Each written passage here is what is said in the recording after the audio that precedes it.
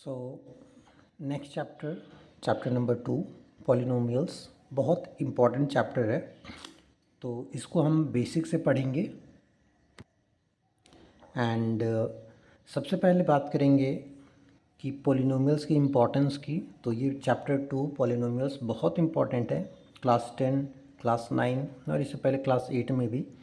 Class 10 के लिए important इसलिए हो जाता है क्योंकि अगर पॉलिनोमियल्स आपका अच्छा होगा तो then next chapter linear equation in two variables, quadratic equation, AP, ये सभी चैप्टर्स जो हैं geometric, AP arithmetic progression and then उसके बाद आपका कोऑर्डिनेट ज्योमेट्री, ये सभी चैप्टर्स जो है उसमें आपको हेल्प मिलेगा। तो अगर आपका पॉलिनोमियल्स सही नहीं है दैट मीन्स आपका अगर अलजेब्रा में पॉलिनोमियल्स ये इंपॉर्टेंट रोल प्ले करता है। अगर पॉलिनोमियल आपका अच्छे से क्लियर है तो लीनियर इक्वेशन इनटू वेरिएबल्स वो भी आप अच्छे से करेंगे, क्वाड्रेटिक इक्वेशन जो है वो भी आपका अच्छे से होगा। तो इसीलिए ये चैप्टर का जो बेसिक्स कंसेप्ट होता है तो बेसिक्स आपको स्ट्रॉन्ग रखना पड़ेगा। बेसिक जो कुछ छोटे छोटे पॉइंट्स हैं, छोटी छोटी चीज़ें हैं जिनको आपको अच्छे से अगर क्लियर हो जाता है तभी आगे आगे जा कर के आप लीनियर इक्वेशन इनटू वेरिएबल्स और क्वाड्रेटिक इक्वेशन को समझ पाएंगे, अच्छे से बना पाएंगे। क्योंकि वंस अगेन एमसीक्यूज क्वेश्चन आ जाता है उसमें आपका कंसेप्ट क्लियर होना बहुत इंपॉर्टेंट है। अगर आपका कंसेप्ट क्लियर नहीं होगा तो आप सॉल्व नहीं कर पाएंगे। चलिए यही चैप्टर जो है वो हम लोग देखते हैं। पॉलिनोमियल्स बहुत इंपॉर्टेंट है, इसको ध्यान से, इसमें कोई वीडियो जो है स्किप मत कीजिएगा।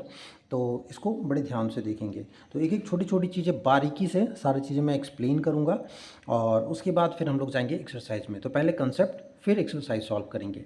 तो पहले बात करते हैं पॉलिनोमियल्स की। तो पॉलिनोमियल्स है क्या, इसको पहले जान लेते हैं हम लोग। पॉलिनोमियल्स है क्या?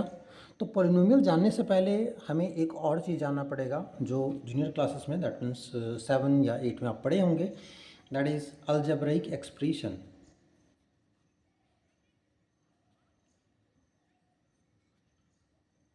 अलजेब्रिक एक्सप्रेशन, अलजेब्रिक एक्सप्रेशन है क्या?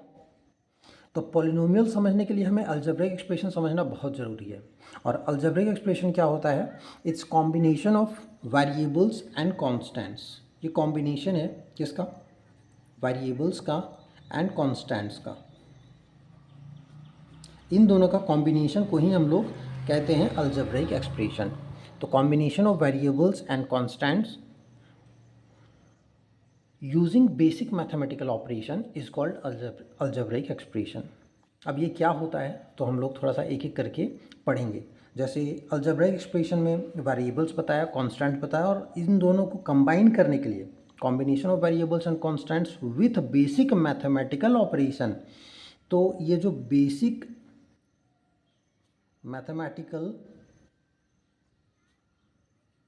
ऑपरेशन, बेसिक मैथमेटिकल ऑपरेशन भी एक कंसेप्ट है जिसको हमें समझना है। तो वेरिएबल्स क्या होता है, चलिए पहले ये जान लेते हैं, एक एक करके सब तीनों को जानेंगे। वेरिएबल्स क्या होता है? वेरिएबल जो वर्ड आया है वो वैरी से आया है। वैरी, VARY, VERY नहीं, VARY, वैरी। वैरी का मतलब होता है चेंज, ठीक है। टू चेंज इसका मतलब होता है टू चेंज, मतलब बदलाव, जो बदल सकता है। तो वेरिएबल जो वर्ड है वो वैरी से आया है, इसका मतलब ये बदल सकता है। तो इसका वैल्यू को हम लोग चेंज कर सकते हैं, जिसका वैल्यू जो है वो बदल सके, तो उसी को कहते हैं वेरिएबल्स। तो वैसे symbols, the symbols whose value can be varied is called variable, ठीक है। तो the symbols whose value can be changed, can vary, is called variable. और वेरिएबल्स को हम लोग 26 अल्फ़ाबेट्स होते हैं, इन सभी अल्फ़ाबेट्स में हम लोग किसी को भी यूज़ कर सकते हैं, मतलब ABCDEFXYZ। तो मोस्टली हम लोग XYZ ही यूज़ करते हैं, और इसके अलावा जितने भी 26 अल्फ़ाबेट्स हैं उन सभी को हम एज ए वेरिएबल यूज़ कर सकते हैं। तो ये हो गया वेरिएबल्स। इसके बाद आते हैं कॉन्स्टेंट्स। तो कॉन्स्टेंट्स वो होते हैं the symbols whose value is fixed.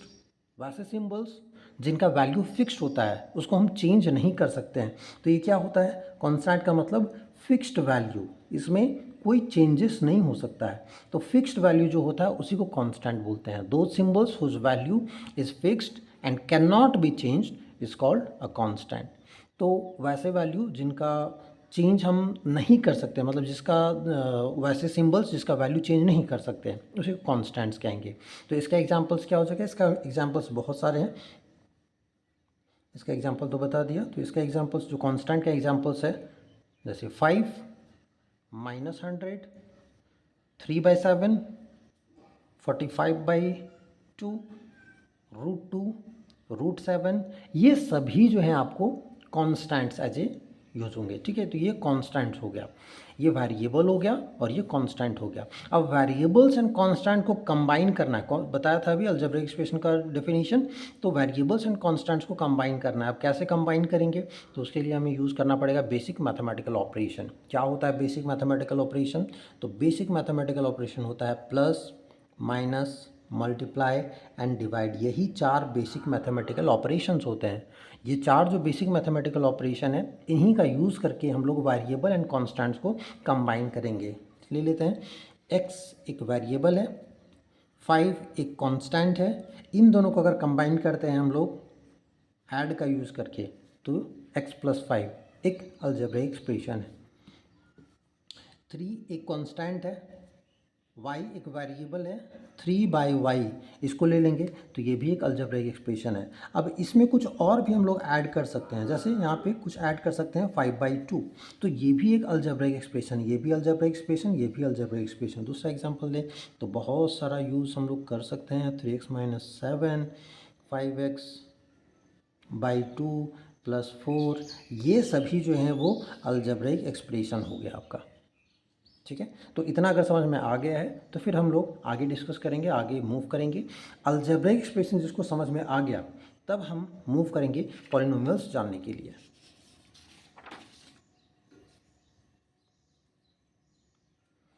तो ठीक है, अब हम लोग पॉलिनोमियल्स का डेफिनेशन पहले लिख लेता हूँ, मैं लिख देता हूँ, उसके बाद अब आपको समझाता हूँ। तो पॉलिनोमियल्स है क्या, polynomials are the algebraic expression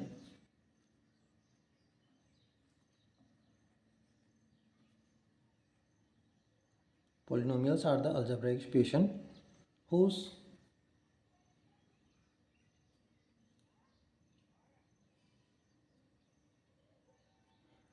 in which polynomials are the algebraic expression in which the power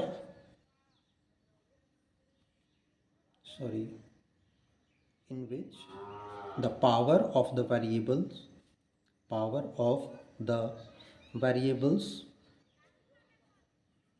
is non-negative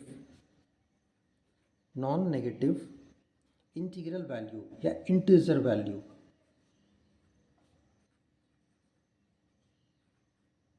चलिए इसको समझते हैं। Polynomials are the algebraic expression whose या in which the power of the variable is non negative integer value.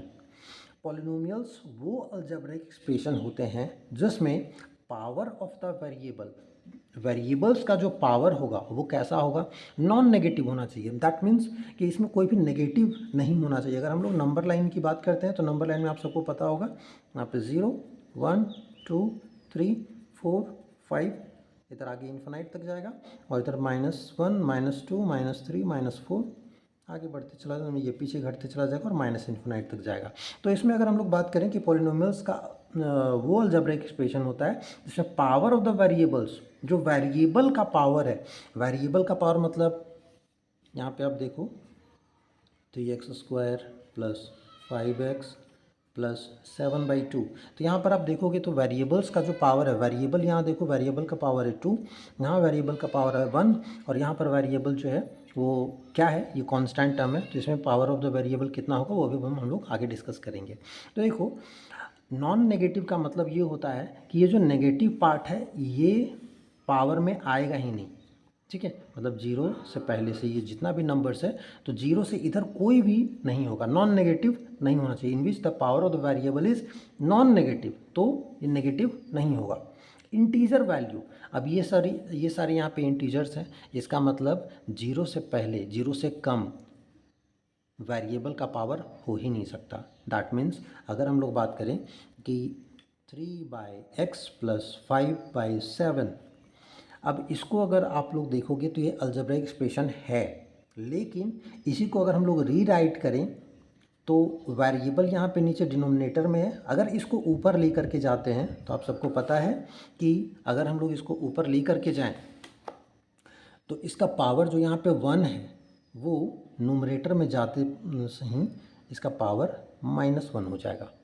ठीक है, ये 8 class में आप पढ़े होंगे एक्सपोनेंशियल पावर में। तो वहाँ पर x का पावर यहाँ पे क्या हो जाएगा, ऊपर न्यूमरेटर में जाएगा तो -1 हो जाएगा और प्लस 5/7। तो आप देख सकते हो कि यहाँ पे वेरिएबल का जो पावर है वो -1 हो गया।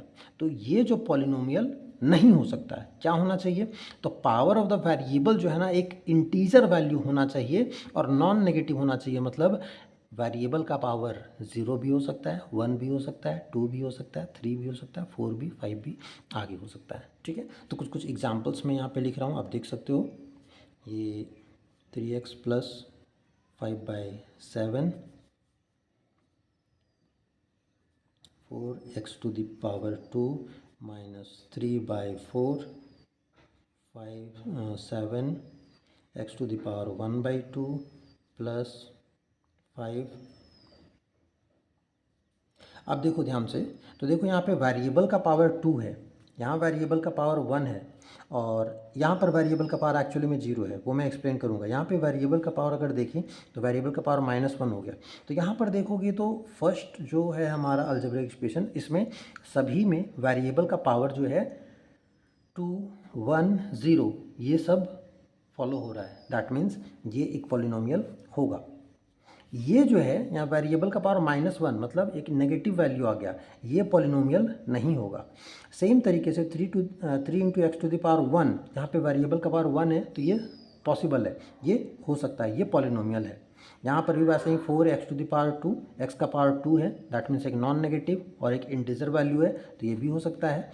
7x⁴ यहाँ पर भी देखोगे वेरिएबल का पावर 1/2, ये पॉजिटिव तो है बट इंटीजर नहीं है, ये कैसा है, फ्रैक्शन है, तो फ्रैक्शन भी नहीं हो सकता। दैट मीन्स ये भी पॉलिनोमियल नहीं होगा। ठीक है, तो इसके अलावा मैं कुछ कुछ एग्जांपल्स लिख रहा हूँ, आप देख लो और उसमें हम लोग चेक करेंगे कि वो पॉलिनोमियल है या नहीं। ओके, सो आप देख सकते हैं यहाँ पे कुछ मैंने एग्जांपल्स लिखा है और इन सभी एग्जांपल्स में अगर आप ध्यान दोगे तो फर्स्ट 5/7x, तो x का पावर यहाँ पे 1 है, y का पावर यहाँ पे 1 है, बट 4 का पावर -1/2 है, तो क्या ये पॉलिनोमियल होगा। तो आप लोग ध्यान से अगर देखोगे तो डेफिनेशन में फिर से मैं बताया था कि polynomials are the algebraic expression in which the power of the variables is non negative. तो यहाँ पे देखो, तो power of the variables non negative होना चाहिए। यहाँ पे पावर ऑफ कांस्टेंट जो है वो एक नॉन मतलब नेगेटिव आ रहा है। तो पावर जो वेरिएबल का हमें सिर्फ ध्यान देना है, कांस्टेंट का ध्यान नहीं देना है। कांस्टेंट का पावर जो है वो कितना भी हो सकता है, फ्रैक्शन में भी हो सकता है, माइनस में भी हो सकता है, प्लस में भी हो सकता है, जैसा मर्जी वैसा हो सकता है। तो कांस्टेंट में इसमें कोई रेस्ट्रिक्शन नहीं है। वेरिएबल्स का पावर जो है वो नॉन नेगेटिव इंटीजर वैल्यू होना चाहिए। तो वेरिएबल का पावर, एक्स का पावर यहाँ 1 है, वाई का पावर यहाँ पे 1 है, दैट मीन्स ये पॉलिनोमियल होगा। 7x² + 3x - 4, दूसरे में आते हैं तो x का पावर यहाँ पे 2 है, x का पावर 1 है, आराम से ये पॉलिनोमियल होगा। 2/3x² + 3x/5⁴ + 4, तो क्या ये पॉलिनोमियल होगा। देखो यहाँ पे फिर से फ्रैक्शन में आ गया। तो वंस अगेन फिर से बता दूँ कि 5 जो है कोई वेरिएबल नहीं है, ये कांस्टेंट है और कांस्टेंट का पावर फ्रैक्शन में हो सकता है। तो यहाँ वेरिएबल का पावर हमें ध्यान से देखना है, वेरिएबल का पावर 2 है, वेरिएबल का पावर 1 है, तो ये भी पॉलिनोमियल होगा। बात करें तीसरे फोर्थ एग्जांपल में 3/x 5/x² - 7/x³, देखोगे तो x का पावर यहाँ 1 है, x का पावर 2 है, x का पावर 3 है, बट ये पॉलिनोमियल नहीं होगा। क्यों, इसको अगर हम लोग रीराइट करते हैं तो 3/x, वंस अगेन अभी थोड़ी देर पहले भी बताया था कि x को अगर ऊपर लेकर के जाएंगे तो 3x⁻⁻1 हो जाएगा, फिर बीच में प्लस है, प्लस डालेंगे, 5x⁻2 है, 5/x⁻2 है, x⁻2 ऊपर जाएगा तो x⁻−2 हो जाएगा और फिर माइनस है तो -7 × x⁻³ हो जाएगा। देखोगे तो सभी वेरिएबल्स यहाँ पे नेगेटिव हो गए। एक भी अगर नेगेटिव होता तो वो पॉलिनोमियल नहीं होता। तो यहाँ पर तो तीनों के तीनों वेरिएबल के जो पावर है वो नेगेटिव है, तो ये पॉलिनोमियल नहीं होगा। वंस अगेन आगे बढ़ते हैं। √2x, तो √2 का मतलब क्या होता है? 2 का पावर 1/2, तो ये तो फ्रैक्शन में आ गया, बट वंस अगेन ये कांस्टेंट का आया है, तो कांस्टेंट का हम लोग पावर नहीं देखेंगे, वेरिएबल का पावर देखेंगे। वेरिएबल का पावर 1 है, तो इसका मतलब ये भी एक पॉलिनोमियल होगा। यहाँ पे 3x to the power sorry √x है, तो √x का मतलब क्या होता है? x टू द पावर 1/2, तो वंस अगेन x का पावर 1/2 मतलब एक फ्रैक्शन हो गया, तो क्या ये पॉलिनोमियल होगा? बिल्कुल भी नहीं, ये पॉलिनोमियल नहीं होगा। x to the power 7, 5x to the power 2, 3 to the power -2, देखो यहाँ पे एक नेगेटिव पावर आ गया। फिर से कंफ्यूज मत होना, ये कांस्टेंट में है, तो इसीलिए x का पावर 7, x का पावर 2 वेरिएबल का पावर देखना है, तो ये भी पॉलिनोमियल होगा। ठीक है, तो आपको एक बेसिक आइडिया मिल गया है कि पॉलिनोमियल क्या होता है और कैसे होता है। ठीक है, तो पॉलिनोमियल्स के बारे में आपको डिटेल मिल गई है। आगे बढ़ते हैं और हम लोग जानते हैं टाइप्स ऑफ पॉलिनोमियल में। Okay, so types of polynomials, दो बेसिस पर टाइप्स हम लोग इसका लिख सकते हैं। एक on the basis of degree, और डिग्री क्या होता है आगे हम लोग देखेंगे। तो अभी थोड़ी देर पहले बताया था, so power of the variables जो है वो क्या होना चाहिए? तो नेगेटिव नहीं होना चाहिए, दैट इज़ नॉन नेगेटिव। तो क्या हो सकता है वेरिएबल का पावर? तो वेरिएबल का पावर 0 हो सकता है, तो 0 हो सकता है। दैट मीन्स अगर हम लोग बात करें कि 3x टू द पावर 0, क्या मतलब है इसका? तो 3x टू द पावर 0, इसका मतलब ये है कि अगर 3 इंटू, ये इंटू लिखा हूँ, x का power 0, it means anything to the power 0, इसका वैल्यू होता है 1। तो ये हो जाएगा 3 into 1, X to the power 0 का मतलब कोई भी वैल्यू हो उसका अगर पावर 0 हो तो उसका वैल्यू हो जाता है 1, तो 3 इंटू 1 हो जाता है 3। तो 3 तो एक कांस्टेंट नंबर है, तो क्या जो 3 है वो एक पॉलिनोमियल है? तो बिल्कुल यस, ये एक पॉलिनोमियल है। दैट मीन्स 5, इसको भी लिख सकते हैं 5y टू द पावर 0। तो 5 into Y to the power 0 का मतलब किसी का भी पावर 0 हो, वैल्यू क्या कर देना है? 1। तो 5 इंटू 1 5, ये भी एक कांस्टेंट नंबर है। तो क्या ये एक पॉलिनोमियल है? ये भी एक पॉलिनोमियल है, मतलब जितने भी रियल नंबर्स होते हैं वो सभी पॉलिनोमियल्स होते हैं। क्योंकि अगर कुछ भी हम लोग नंबर लिखते हैं, लेट अस टेक 7/3, तो 7/3 को लिख सकते हैं 7/3 इंटू 1, और 1 के जगह पे लिख सकते हैं 7/3 into Y to the power 0 या x टू द पावर 0, कुछ भी। तो ये भी वेरिएबल का पावर 0 हुआ, तो ये एक पॉलिनोमियल होगा। और इन सभी को हम लोग बोलते हैं कांस्टेंट पॉलिनोमियल। क्या बोलते हैं? Constant polynomial. दैट मीन्स जितने भी कांस्टेंट नंबर्स हैं ये सभी पॉलिनोमियल्स हैं, जिसको कांस्टेंट पॉलिनोमियल्स कहा जाता है। तो क्या 0 भी एक पॉलिनोमियल होगा? तो बिल्कुल, 0 को भी हम लोग लिख सकते हैं 0 इंटू 1, और 1 के जगह पे 1 सेकेंड लिख सकते हैं y टू द पावर 0। तो ये भी एक पॉलिनोमियल है, लेकिन कांस्टेंट पॉलिनोमियल का ही पार्ट है। और 0 को एक अलग नाम दिया गया है जिसको हम लोग बोलते हैं ज़ीरो पॉलिनोमियल, इसको बोलते हैं ज़ीरो पॉलिनोमियल। ठीक है, तो इसको बोलते हैं जीरो, इसको एक पर्टिकुलर नाम दिया गया है जीरो पॉलिनोमियल। ये कांस्टेंट पॉलिनोमियल का ही पार्ट है। ये सभी कांस्टेंट नंबर्स हैं। मतलब कांस्टेंट पॉलिनोमियल का अगर एग्जांपल मैं लिखूं तो 100/7, 5 -3, √2, 7/4, ये सभी जो हैं क्या हैं? तो कांस्टेंट पॉलिनोमियल है, क्योंकि सभी को, यहाँ पे -3 है ना, इसको भी हम लोग लिख सकते हैं -3 इंटू 1, मतलब -3 into X to the power 0। तो ये भी एक पॉलिनोमियल होगा, वेरिएबल का पावर 0 है, नॉन नेगेटिव इंटीजर है, तो बिल्कुल ये भी होगा, ये भी कांस्टेंट पॉलिनोमियल होगा। तो समझ में आ गया? तो अभी ये जो पॉलिनोमियल है इसको हम लोग कांस्टेंट पॉलिनोमियल कहेंगे। तो एक और चीज़ देख लेते हैं, दैट इज़ अभी बोला था डिग्री। डिग्री क्या होता है? डिग्री ऑफ अ पॉलिनोमियल, इसको जान लेते हैं, फिर आगे नेक्स्ट जो है वो हम लोग पढ़ेंगे। तो डिग्री ऑफ अ पॉलिनोमियल क्या होता है? Degree of a polynomial means, degree का मतलब होता है highest power of the polynomial. Highest power of the polynomial.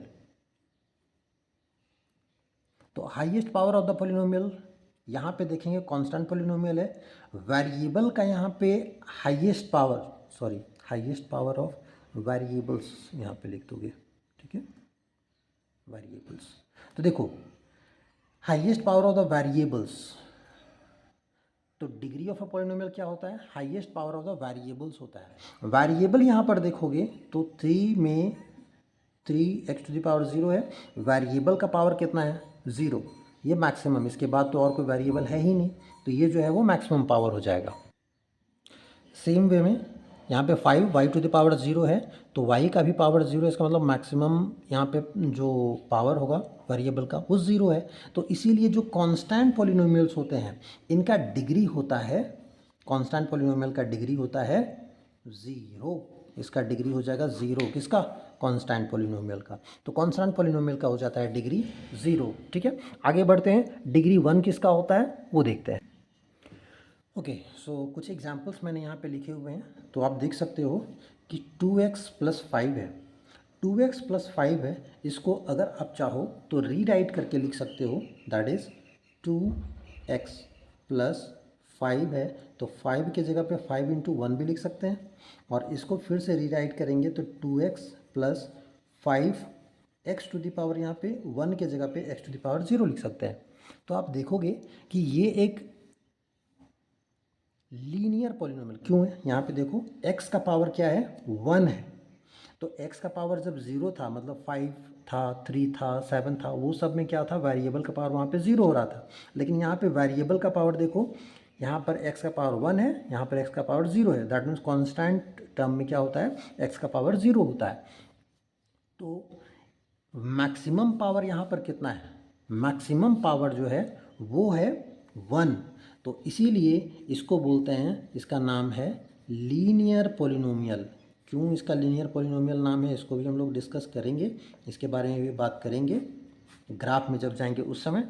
तो ये हो गया हमारा लीनियर पॉलिनोमियल। लीनियर पॉलिनोमियल में क्या होता है कि इसका जो मैक्सिमम पावर होता है वेरिएबल का वो होता है 1, दैट इज़ डिग्री होता है इसका 1। सभी में देखोगे तो डिग्री, ये जितने भी एग्जांपल्स हैं लीनियर पॉलिनोमियल के, मतलब मैक्सिमम पावर जो है वेरिएबल का वो 1 है सभी में।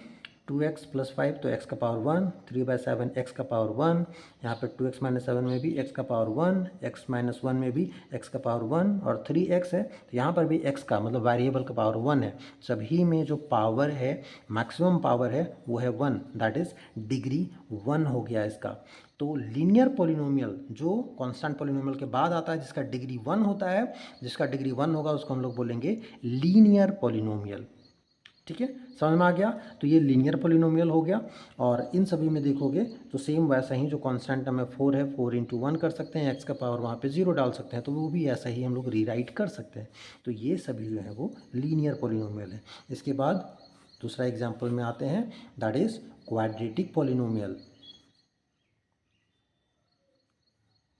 क्वाड्रेटिक पॉलिनोमियल है क्या, या क्वाड्रेटिक पॉलिनोमियल में क्या होता है, तो क्वाड्रेटिक पॉलिनोमियल में जो डिग्री होगा वो होगा 2, दैट मीन्स मैक्सिमम पावर जो होगा वेरिएबल्स का वो 2 होगा। इसका एग्जांपल अगर लिखें तो 2x ^ 2 - 5x + 3, ये एक क्वाड्रेटिक पॉलिनोमियल है। देखो x का पावर यहाँ पे 2 है, x का पावर 1 है, और यहाँ पे कॉन्स्टेंट मैं बता चुका हूँ कि x का पावर यहाँ पे 0 हो जाएगा।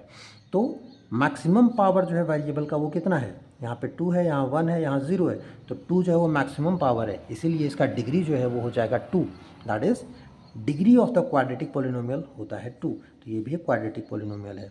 x² - 9 ऐसे भी हो सकता है, x का पावर 2 है या x का पावर 0 है, तो ये भी एक क्वाड्रेटिक पॉलिनोमियल है।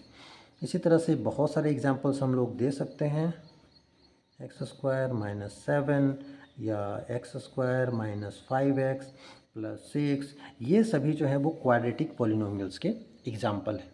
तो इतना अगर समझ में आ गया है कि लीनियर पॉलिनोमियल का डिग्री 1 होता है, क्वाड्रेटिक पॉलिनोमियल का डिग्री 2 होता है, तो इसके बाद एक और हम लोग देख लेंगे, दैट इज़ क्यूबिक पॉलिनोमियल। तो क्यूबिक पॉलिनोमियल जो होता है इसका डिग्री जो होता है वो होता है डिग्री 3, ठीक है। तो ये हो गया डिग्री 3, और एग्जाम्पल इसका होगा तो x³ - 5x² + 7x - 3, या एक्स क्यूब माइनस 27।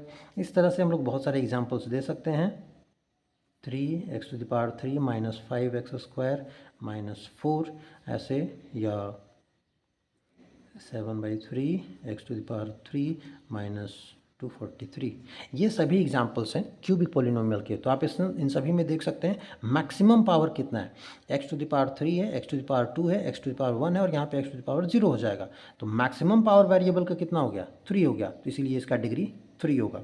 इसमें भी देखेंगे तो x³ है या x0 है, तो मैक्सिमम पावर जो है वेरिएबल का कितना है, 3 है, x3 है। यहाँ पर भी देखेंगे तो ये भी क्यूबिक पॉलिनोमियल है, क्योंकि x3, x2 एंड x का पावर यहाँ पे 0, x3 मैक्सिमम है।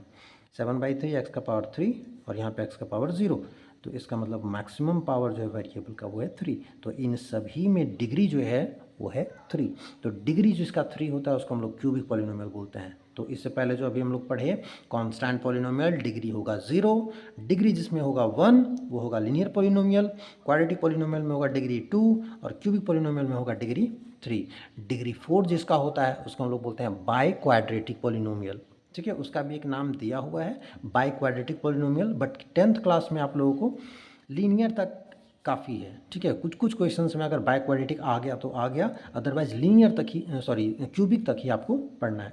तो constant polynomial, linear polynomial, quadratic polynomial, cubic polynomial, by quadratic polynomial इसके बाद आता है जिसका डिग्री 4 होगा, और डिग्री 5 जिसका होगा, 6 जिसका होगा, 7 होगा, 8, उसके बाद जितना भी आगे बढ़ते चला जाएगा उसको हम लोग बोलेंगे सिंपल पॉलिनोमियल्स।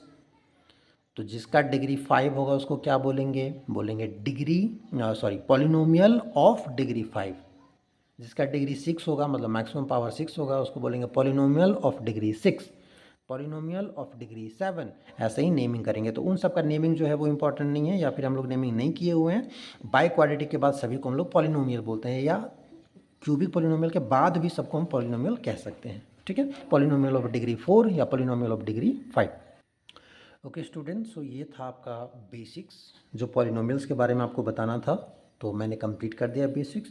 इसके बाद अगर आप यहाँ से पढ़ोगे तो क्यूबिक पॉलिनोमियल तक समझ लो कि आपको मैंने अभी तक यहीं तक पढ़ाया है।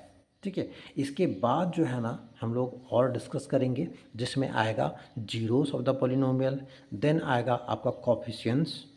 कोफिशिएंट्स के बाद हम लोग फिर से डिस्कस करेंगे कि ज़ीरोज़ एंड कोफिशिएंट्स में क्या रिलेशन होता है। तो ये सब हम लोग नेक्स्ट वीडियो में कवर करेंगे। ठीक है, तो आज के लिए इतना ही। आप फिर से जो है वो नेक्स्ट वीडियो जो आएगा उसको आप कंटिन्यू करें। एक एक कंसेप्ट, छोटा छोटा कंसेप्ट जो है वो आपका मैं क्लियर करूँगा, एंड जो 10th क्लास का आपका प्रिपरेशन है वो उसको अच्छे से सारा कुछ बारीकी से हम लोग पढ़ते हुए जाएंगे, सो दैट कि हम अच्छे से स्कोर कर पाएँ। अगर आप ये सब चीज़ नहीं पढ़ते हो ना तो प्रॉब्लम ये होती है कि जो MCQs क्वेश्चन हैं, असर्शन रीजन क्वेश्चन है, वो सब आप नहीं कर पाओगे। तो इसीलिए बेसिक जो है वो पढ़ना बहुत इंपॉर्टेंट है। ठीक है, नेक्स्ट वीडियो में मिलते हैं जिसमें हम लोग जीरोस और आगे जो है वो डिस्कस करेंगे।